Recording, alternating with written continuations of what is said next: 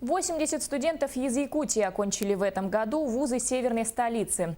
Как прошло прощание со студенческой порой, расскажет моя коллега Айсена Бурнашова.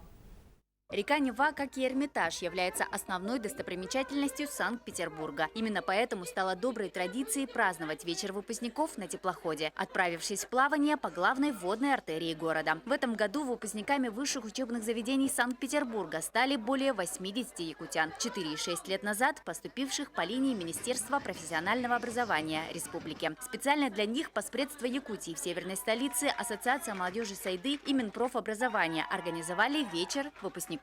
Я думаю, что многие из вас найдут себя и воплотят свои мысли в жизнь в республике. Кто-то останется здесь дальше учиться, дальше работать.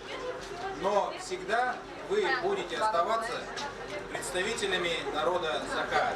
Я поздравляю вас с выпуском, с завершением учебного периода и желаю вам, как говорится, доброго пути. За активную жизненную позицию и за студенческие отличия Захару Евсееву, Вячеславу Николаеву и Николаю Захарову от имени организаторов были вручены памятные подарки и грамоты. Программа мероприятия была насыщенной и яркой. Собравшихся выпускников поздравили активисты организации Сайды, талантливые студенты и восходящая звезда, певица Юлина. На теплоходе было веселое настроение и общение. Все желающие могли поиграть в игры. Также выпускникам предложили написать письмо будущему студенту-первокурснику и заплести на память цветные фенечки. Мне бы хотелось пожелать всем выпускникам, чтобы вы дальше развивались, обязательно нашли себя в чем-то, и чтобы плод всех этих ваших 4 лет, ну сейчас как многие бакалавриаты, обязательно пригодился вам в будущем.